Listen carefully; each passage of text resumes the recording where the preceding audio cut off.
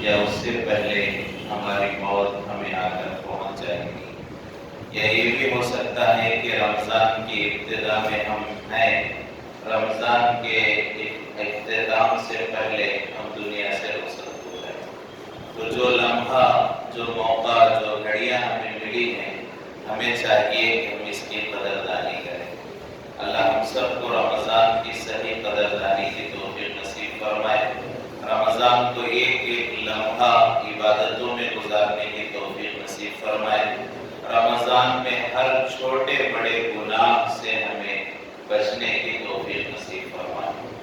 تو رمضان کی ابتدا ہو گئی اور آج الحمدللہ تراویح بھی پہلی تراویح مکمل ہوئی، جس میں ہمارے اس سال کے قرآن پاک کے دور میں سے 1.25 پارہ تقریباً پڑھا جا چکا ہے، اور اس پارے میں ابتدا ہی میں جو قرآن پاک کی سورہ فاتحہ کے بعد سب سے پہلی آیت ہے، اس میں اللہ تبارک و تعالیٰ قرآن کی حقانیت کو اور قرآن پر یقین رکھنے سے متعلق واضح فرما رہے ہیں۔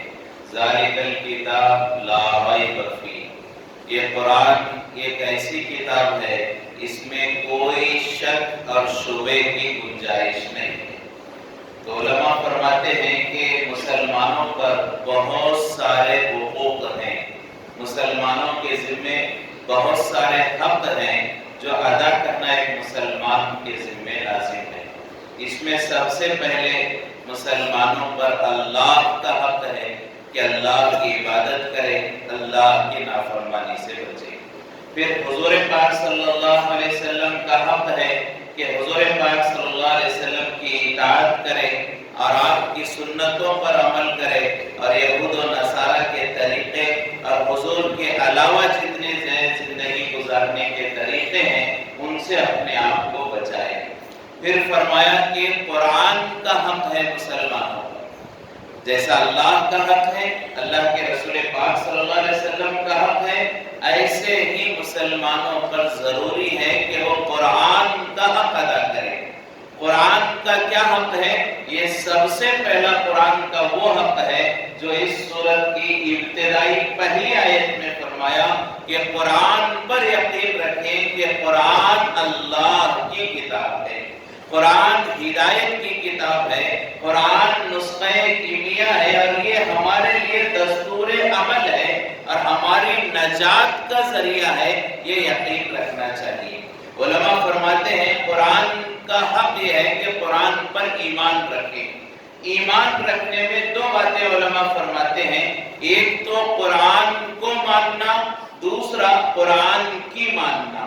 قرآن کو ماننا کہ قرآن اللہ کا کلام ہے اور اللہ نے اسے اتارا ہے، اور میرے لے کر قیامت تک آنے والے ایک ایک انسان کی ہدایت اللہ نے قرآن میں رکھی ہے، اور اس میں جو تعلیمات دی گئیں اسی میں انسان کی کامیابی ہے، اسی کی پیروی کر کے انسان جہنم سے بچ کر جنت میں جا سکتا ہے، اور اس کے احکامات اور رہبری کو ٹھکرا کر انسان دنیا میں بھی ہلاک ہوگا اور مرنے کے بعد بھی ہلاک ہوگا۔ تو سب سے پہلے تو قرآن کو ماننا، یہ اللہ کی کتاب ہے، صرف اللہ کی کتاب نہیں بلکہ اللہ کا کلام ہے۔ فرمایا کہ یہ اللہ کا کلام ہے، باقی آسمانی کتابیں یہ اللہ کی کتاب ہے، لیکن قرآن صرف اللہ کی کتاب نہیں بلکہ اللہ کا کلام ہے۔ لہذا اسی وجہ سے حضور پاک صلی اللہ علیہ وسلم نے ارشاد فرمایا جو انسان کثرت سے قرآن پڑھتا ہے اس کا اور اللہ کا ذاتی تعلق قائم ہو جاتا ہے، اس لیے کہ قرآن اللہ کی ذات سے نکلا ہوا ہے، لہذا جو قرآن پڑھنے لگ جائے اس کا اللہ سے ذاتی رشتہ قائم ہو جاتا ہے۔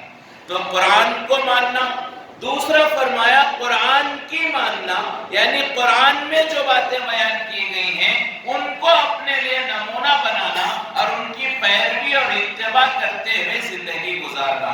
قرآن میں جن چیزوں کو کرنے کا حکم اللہ نے دیا ان کو کرنے کی کوشش کرنا، جن چیزوں کو اللہ نے منع فرمایا ان سے بچنے کی کوشش کرنا، یہ قرآن کی ماننے میں شامل ہے۔ اور آج ہم دیکھتے ہیں کہ ہم قرآن تو پڑھتے ہیں، قرآن کو تو مانتے ہیں، لیکن قرآن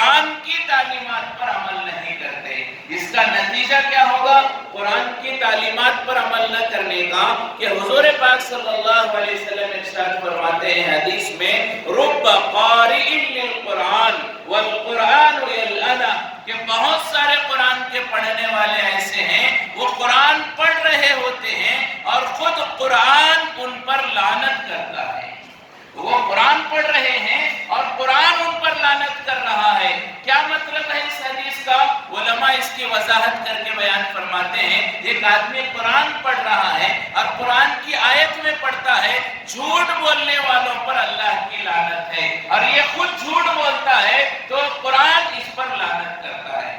میں قرآن پڑھ رہا ہوں، قرآن کی آیت پڑھ رہا ہوں کہ ناپ تول میں کمی کرنے والوں پر اللہ کی لعنت ہے، اور میں خود ناپ تول میں کمی کر رہا ہوں تو قرآن مجھ پر لعنت کر رہا ہے۔ تو گویا کہ آدمی قرآن تو پڑھ رہا ہے، اس کے تعلیمات پر عمل نہیں کرتا، تو قرآن پڑھنے کے باوجود قرآن اس پر لعنت کرتا ہے۔ تو ہمیں چاہیے کہ قرآن کو پڑھیں، اس کے تعلیمات کو سمجھیں اور اس پر عمل کرنے کی کوشش کریں۔ تو فرمایا کہ یہ قرآن کو سمجھنے کی ضرورت ہے کہ اللہ ہمیں کیا حکم دے رہے ہیں، کن باتوں سے روک رہے ہیں۔ آج ہمیں معلوم ہی نہیں ہے، بلکہ روایتی طور پر ہم نے جو ہے بہت ساری نیکیاں اور عبادتیں کر رہے ہیں، لیکن معلوم نہیں کہ یہ اللہ کا حکم ہے۔ قرآن میں کہاں پر اللہ نے اس کے بارے میں جو ہے لازم ہونے کو بیان فرمایا، حدیث میں حضور نے کہا اس کے بارے میں کیا حکم دیا، ہمیں کچھ معلوم ہی نہیں ہے۔ مثال کے طور پر حجاب ہی کا مسئلہ لے لیں، حجاب سے متعلق بہت سارے جو ہے مسائل چل رہے تھے، بہت سارے لوگوں نے پوچھا حجاب کیوں کرتے ہیں، تو مسلمانوں میں اکثر مسلمانوں کو معلوم نہیں ہے حجاب کا حکم اللہ نے قرآن کے کس پارے میں، کس سورت میں، کس آیت میں اللہ نے حجاب کا حکم دیا ہے۔ اگر ہم قرآن کو سمجھ کر پڑھتے تو معلوم ہوتا، ہم لوگوں کو بیان کر سکتے حجاب یہ کوئی قید نہیں ہے، حجاب کوئی لڑکی پر زبردستی نہیں ہے، حجاب کوئی ایڈیشنل نان ایسنشیل چیز نہیں ہے، بلکہ یہ ضروری اور بنیادی ایسنشیل چیز ہے اسلام میں، اس لیے کہ قرآن میں فلاں سورت میں فلاں آیت میں اللہ نے اس کا حکم دیا ہے۔ آج باتیں ہو رہی ہیں ذبح کے بارے میں، حلال طریقے سے جانور کو ذبح کر کے کھانے کے بارے میں۔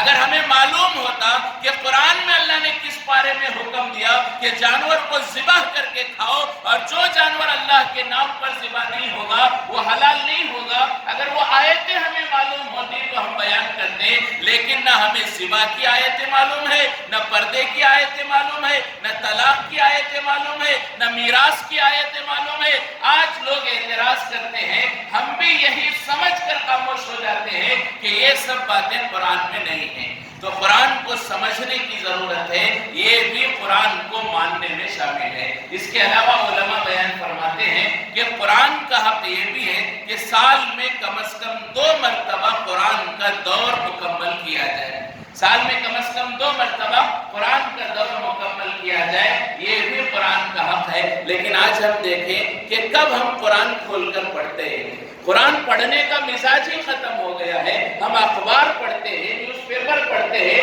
واٹس ایپ، فیس بک، انسٹاگرام پر گھنٹوں گزارتے ہیں، لیکن 1 رکوع 2 رکوع پارہ 2 پارہ قرآن پڑھنے کی ہمیں توفیق نہیں ہوتی۔ بہت سارے ہمارے مسلمان ایسے ہیں، گزشتہ رمضان میں ہم نے قرآن پڑھا تھا، اب جا کر رمضان میں اس کی باری آتی ہے۔ بہت سارے مسلمان تو ایسے ہیں کہ زندگی بھر قرآن نہیں پڑھتے کیونکہ پڑھنا ہی انہیں نہیں آتا ہے، یا تھوڑے بہت ہم میں سے مسلمان ہیں جو پڑھتے ہیں۔ تو کیوں پڑھتے ہیں؟ کوئی گھر پر ایسا لگے کہ میرے گھر پر کسی نے جادو کیا، اثرات کیا، ٹونا کیا، تو سورہ بقرہ پڑھ لیتے ہیں۔ روزی میں تنگی آ گئی، سورہ واقعہ پڑھ لیتے ہیں۔ ہمارے ماں باپ میں کوئی مر گیا، تبارک الذی پڑھ لیتے ہیں، ورنہ ہدایت کی نیت سے قرآن پڑھنے کی ہمیں توفیق نہیں ہوتی۔